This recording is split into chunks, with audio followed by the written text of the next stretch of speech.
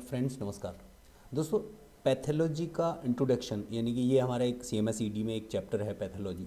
Chapter क्या, एक paper ही होगा इसका, पैथोलॉजी। पैथोलॉजी का इंट्रोडक्शन हम जान लेते हैं कि पैथोलॉजी है क्या, ये क्यों ज़रूरी है। तो जनरली आप सभी लोग जो प्रैक्टिशनर हैं, प्रैक्टिस करते हैं, तो सबको पता है कि पैथोलॉजी के बिना तो कुछ होता ही नहीं है। बट साइंटिफिकली हम इसे कैसे जानें उसको देख लेते हैं। तो आइए, इंट्रोडक्शन इसका क्या है। The pathology is the study of diseases, processes and changes that occur in the tissues due to these disease processes. मतलब किसी भी बीमारी होने की वजह से हमारे टिश्यूज़ में क्या परिवर्तन हुआ है, हमारे सेल्स में क्या दिक्कत हुई है, उसका प्रोसेस होना, उसकी प्रोसेसिंग, उसका कैसे आगे बढ़ा है वो, ये जानना पैथोलॉजी है। Pathology involve the investigations of the change causes of the disease. Pathology के द्वारा ही हम इन्वेंट कर पाते हैं, हम जान पाते हैं कि बीमारी का कारण क्या है। हाँ, एक बात और आती है कि डिजीज़ क्या होती है। डिजीज़ को हम ऐसे समझ सकते हैं कि बीमारी वो है जो एक ह्यूमन या किसी भी जीव को अनकम्फर्ट कर देती है, उसका जो नेचुरल वर्किंग है वो नहीं रहती, दैट इज़ द डिजीज़। तो ये वो मेंटली भी हो सकती है, फिजिकली भी हो सकती है, that will be the socially also. ठीक है, तो कॉज ऑफ द डिजीज़ की जो हम स्टडी करते हैं कि भाई बीमारी का कारण क्या है, that is known as the study of cause. इन्वेक्शन of the cause of disease is known as the etiology, उसे हम इटोलॉजी कहते हैं, राइट। तो and understanding the underlying mechanism, यानी कि इसका जो ये समझना कि बीमारी का जो मैकेनिज्म है वो क्या है, वो किस तरह से प्रोसेस हुआ है, वो पैथोजेनेसिस होती है। That is known as the pathogenesis. ठीक है, that result in the presenting symptoms of the patient. जो पैथोजेनेसिस यानी कि पेशेंट में क्या सिम्टम्स आ रहे हैं, उसकी जानकारी हम पैथोजेनेसिस में करते हैं। तो पैथोलॉजी में हमारे दो पार्ट फिर भी आ गए कि हम यहाँ पता करते हैं कॉज ऑफ डिसीज़, बीमारी का कारण क्या है, उसे हम कहते हैं इटोलॉजी। और दूसरा वो समझना कि पेशेंट में क्या सिम्टम्स आए हुए हैं, पेशेंट में क्या सिम्टम्स आए हुए हैं, that is known as the pathogenesis, यानी मैकेनिज्म क्या है उसकी। Hence pathophysiology is a commonly use term in the context to pathology.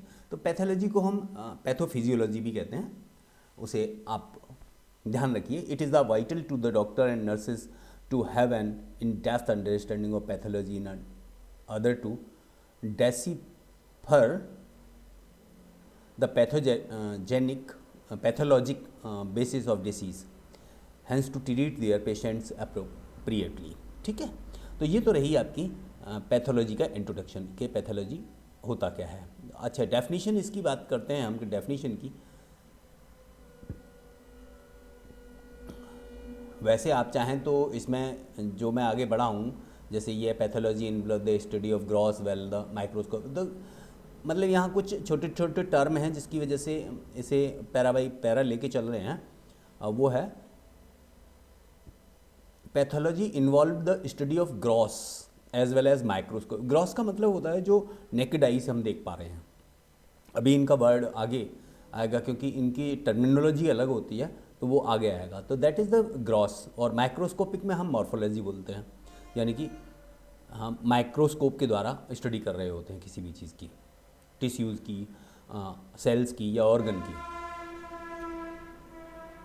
In addition to the morphology, pathologist use a variety of the cytochemicals, immunohistochemicals and molecular technique to understand the biochemical structure and functional change that occur in the various diseases. जो अलग अलग बीमारियों में अलग अलग changes होते हैं, physically changes होते हैं, उनको जानने के लिए।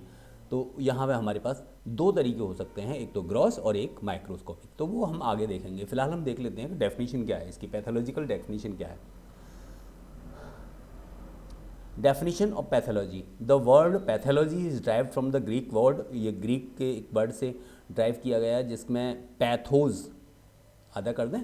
पैथोज यानी पैथो, उसका मतलब होता है सफरिंग, बीमारी, एंड लोगोज का मतलब स्टडी, तो जहाँ हम बीमारी की स्टडी कर, सफरिंग, बीमार होने की जो कंडीशन है उसकी स्टडी कर रहे होते हैं कि कोई बीमारी हुई कैसे, that is known as the pathology. किसी बीमारी के होने के प्रोसेस को जानना पैथोलॉजी होता है। It is study and diagnosis of the disease through the examination of the organs की हम एग्जामिन करके पता करते हैं। टिश्यूज़, बॉडी फ्लूइड को लेकर के यानी ब्लड लेकर के हम पता करते हैं। एंड होल बॉडी ऑटोप्सी, पूरी बॉडी की ऑटोप्सी करके हम पता करते हैं। ऑटोप्सी क्या है? ये डेड बॉडी के जो बॉडी डेड हो जाती है उसके किसी अंग को निकाल करके देखना, जानना, परखना, उसके पता करना कि ये डेथ हुई कैसे है, that is known as the autopsy. तो पैथोलॉजी में हम ये सब करते हैं। Pathology is scientific study of structure and function of the body in disease. यानी पैथोलॉजी साइंटिफिक स्टडी है किसकी? Structure and function, study of structure and function, जो उसका स्ट्रक्चर है उसकी और उसके फंक्शन की, of the body in disease from the molecular level to the effect on the individual level. ठीक है। Thus, pathology is a branch of medical science that studied the origin, जिसमें हम पढ़ते हैं कि उसका उद्भव कहाँ से है। किसका उद्भव? डिजीज़ का। कॉज, उसका कारण क्या है। नेचर ऑफ प्रोपगेशन कैसा है, प्रोग्रेशन कैसा है, उसका बीमारी का नेचर कैसा है आगे बढ़ने का, मतलब वो कम्युनिकेबल है या अनकम्युनिकेबल है, वो एक से दूसरे में जा सकती है या नहीं जा सकती। Course and consequence of the disease, और कोर्स एंड कॉन्सिक्वेंस यानी कि उसके आगे बढ़ने का तरीका क्या है। The ultimate goal of pathology is the identify the cause and nature of disease, यानी कि बीमारी के नेचर का और कारणों का पता करना ही पैथोलॉजी होती है। A fundamental objective leading to successful therapy to disease prevention. और इसका जो ऑब्जेक्ट है, इसका जो उद्देश्य है वो है कि बीमारी को आगे बढ़ने से रोका जा सके। ठीक, इस तरह से जब हम आगे चलते हैं तो हम देखते हैं फिर कि इसमें यूज़ होने वाली बेसिक टर्मिनोलॉजी क्या क्या है, टर्म क्या क्या हैं जो इसमें यूज़ होते हैं। जब ये टर्म हमारी समझ में आ जाते हैं तो बाकी स्टडी भी हमारे लिए इजी हो जाती है, बिकॉज सम टर्म ऐसे हैं जो जानना हमें बहुत ज़रूरी है। जैसे कि पेशेंट का मतलब इसमें is the person suffering from disease. वो है जो कोई पर्सन है जो बीमारी से पीड़ित है, जो बीमार हो रखा है, उसे हम पेशेंट कहते हैं। Lesions are the pathological change in cell. Lesions जो हैं, हमने कहा कोई लेशन है तो लेशन का मतलब हो गया कि पैथोलॉजिकल चेंज हुआ है सेल में या टिश्यूज़ में, प्रोड्यूस बाय द डिसीज़, जो बीमारी ने वहाँ पे पैदा कर दिया है। राइट, लेशन का मतलब कि कोई सेल या टिश्यूज़ में चेंज हुआ है जो बीमारी ने पैदा किया है। राइट, डिजीज़ के द्वारा पैदा हुआ है। Aetiology is the cause and causal factor of the disease. ये जानना कि वो बीमारी हुई कैसे है, किस कारण से हुई है, that is the etiology. Right, next आता है आपका that is the pathophysiology. Pathophysiology और pathology both are the same thing. Is the study of the drainage pathos, यानी पैथोज मीन्स सफरिंग, बीमारी। बॉडीज फंक्शंस, बॉडी के फंक्शंस का, बीमारी की वजह से बॉडी के फंक्शन का डिस्टर्ब होना, physiology. Which occur a consequence of the disease, जो किसी बीमारी के होने की वजह से हुई होती है। Pathogenesis is the mechanism of the disease, evolution and progression. Evolution मतलब वो पैदा कैसे हुई, कोई बीमारी पैदा कैसे हुई, और प्रोग्रेशन कैसे हुआ, वो आगे बढ़ी कैसे, इसकी मैकेनिज्म को समझना। ये किस तरह से क्या हुआ है, मैकेनिज्म मतलब किस तरह से क्या हुआ है, ये पैदा कैसे हुई है, ये आगे बढ़ी कैसे है, इसको हम कहते हैं पैथोजेनेसिस। राइट, नेक्स्ट टर्म आता है morphology. Morphology is the structural change in cell and organs. Cell और ऑर्गन्स में जो उसके स्ट्रक्चर यानी उसकी बनावट में जो चेंज हुआ है उसको जानना मॉर्फोलॉजी होती है। बिकॉज हम बात कर रहे हैं सेल्स की और ऑर्गन्स की, तो ऑर्गन तो बड़े होते हैं बट उसमें सेल्स हमें देखनी होती हैं, तो नंगी आंखों से नहीं देख सकते हम, उसके लिए हमें माइक्रोस्कोप से देखना पड़ेगा। तो ये मॉर्फोलॉजी जो होती है ये माइक्रोस्कोपिक स्टडी होती है। किसकी? The change in the cell and organ. Cell और ऑर्गन में क्या चेंज हुआ है उसकी हम माइक्रोस्कोप के द्वारा जो स्टडी कर रहे हैं, that is known as the morphology. Gross और मैक्रोस्कोपिक एग्जामिनेशन। ग्रॉस क्या होता है? ग्रॉस हम जब नंगी आंखों से देख रहे होते हैं, the structural change in organ systems और tissues observe by the naked eye. तो चूँकि ऑर्गन तो हमें साफ दिख जाते हैं, तो किसी ऑर्गन में, उसके सिस्टम में, उसके टिश्यूज़ में क्या परिवर्तन हुआ है जो हमने ऑब्जर्व किया है नंगी आंखों से, that is known as the gross examination और मैक्रोस्कोपिक एग्जामिनेशन। फिर आता है microscopic examination, refer to the morphological change. Morphology हम पहले पढ़ चुके हैं कि वो माइक्रोस्कोप के द्वारा हम सेल या ऑर्गन में जो चेंज हो रहा है उसको पता करना, दैट इज़ द मॉर्फोलॉजी। तो मॉर्फोलॉजिकल चेंज डिटेक्ट करने के लिए by the use of the light and electronic microscopy, चाहे तो हमने इलेक्ट्रॉनिक माइक्रोस्कोपी यूज़ की है, चाहे तो लाइट माइक्रोस्कोपी यूज़ की है, उसके द्वारा जब हम पता करते हैं, that is known as the microscopic finding. Clinical significance, तो इसका क्लिनिकल सिग्निफिकेंस क्या है? In term to use the explain the relationship of the clinical features and to the tissues cellular level change occurring in the disease. तो जो बीमारी में change हो रहे हैं, क्लिनिकल फीचर्स जो सामने आ रहे हैं, वो क्लिनिकल सिग्निफिकेंस होता है। डायग्नोसिस, डायग्नोसिस का मतलब पता करना होता है, आप जानते हैं। Is the final opinion on what is wrong with the patient, कि वो पेशेंट के साथ जो गलत हुआ है वो क्यों हुआ है, उसका ओपिनियन क्या है, वो कंफर्म नहीं है, डायग्नोसिस ही है। फिर आता है prognosis, refer to the fate of the patient suffering from the disease. जो पेशेंट बीमारी से लड़ रहा है, उसके फेट के लिए, fate of the patient suffering from the disease, that is known as the prognosis.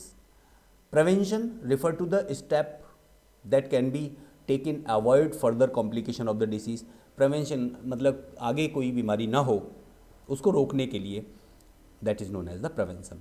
तो फ्रेंड्स, यहाँ पे हो सकता है कि कुछ वर्ड्स आपको समझ में ना आ रहे हों, बट वो आगे चल करके बिल्कुल समझ में आ जाएंगे।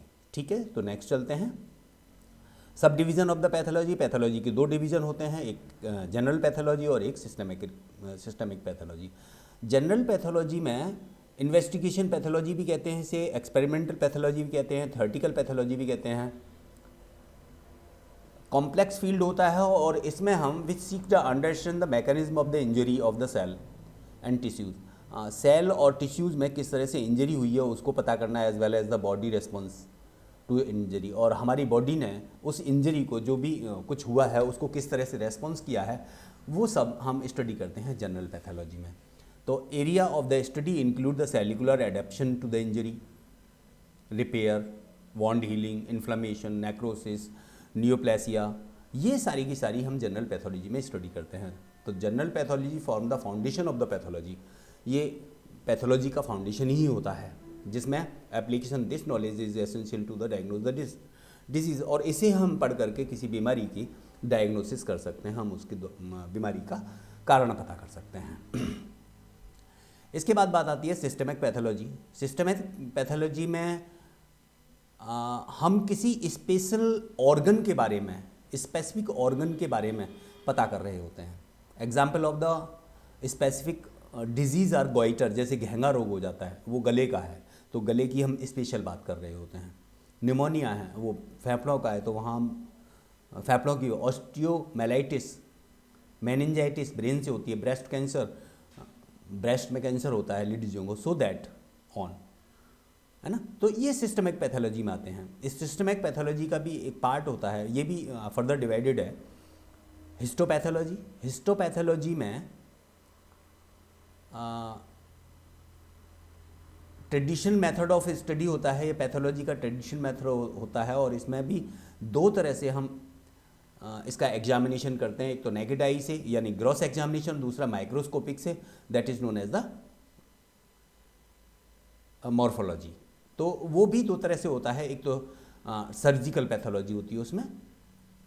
सर्जिकल पैथोलॉजी में क्या होता है, हम किसी भी अफेक्टेड जो अंग है वहाँ से हम टिश्यूज़ को ले लेते हैं, रिमूव कर लेते हैं लाइव पेशेंट्स में। सर्जिकल पैथोलॉजी में हम लाइव पेशेंट से, उसके टिश्यूज़ से कोई भी पार्ट सर्जिकली हम रिमूव कर लेते हैं और फिर उसको स्टडी करते हैं, that is surgical pathology. But forensic pathology दूसरी होती है, लेकिन उसमें हम क्या करते हैं, या ऑटोप्सी पैथोलॉजी बोलते हैं उसे हम, डेड बॉडी के किसी भी पार्ट को हम लेते हैं, डेड बॉडी के ऑर्गन को लेकर के स्टडी ऑफ ऑर्गन करते हैं हम, remove from the death patient, जो पेशेंट की डेथ हो चुकी है उससे लेकर के पोस्टमार्टम एग्जामिनेशन ऑटोप्सी कहलाते हैं। पोस्टमार्टम एग्जामिनेशन जो किया जाता है दैट इज ऑटोप्सी कहलाता है, ठीक है। तो ये जो फॉरेंसिक पैथोलॉजी या ऑटोप्सी पैथोलॉजी ये डेड बॉडीज़ पे की जाती है, जीवित लोगों पे नहीं होती है, राइट। इसके बाद आती है हेमेटोलॉजी। हेमेटोलॉजी, इसमें हम ब्लड की स्टडी करते हैं, उसमें हुए डिसऑर्डर्स को पता करते हैं, ब्लड सेल एंड हेमाटोसिस। फिर साइटोपैथोलॉजी, साइटोपैथोलॉजी में हम डायग्नोज करते हैं, ब्रांच सर्जिकल पैथोलॉजी की ही ब्रांच है इसमें हम एक बहुत ही फाइन निडल एस्पिरेशन साइटोलॉजी करते हैं। साइटोलॉजी में हम पढ़ चुके हैं कि हम स्टडी कर रहे हैं किसके बारे में, सेल्स के बारे में। The study of the cells is known as the cytology. तो सेल्स की स्टडी हम फाइन निडल को लेकर के कर रहे होते हैं, तो हम उसे एफएनएसी टेस्ट बोलते हैं, राइट। तो वो साइटोपैथोलॉजी कहलाती है। इम्यूनोलॉजी यानी हमारे एबनॉर्मेलिटी हो रही होगी डिफेंस मैकेनिज्म में, सुरक्षा तंत्र में, तो उसे हम इम्यूनोलॉजी पैथोलॉजी कहेंगे या इम्यूनोलॉजी कहेंगे।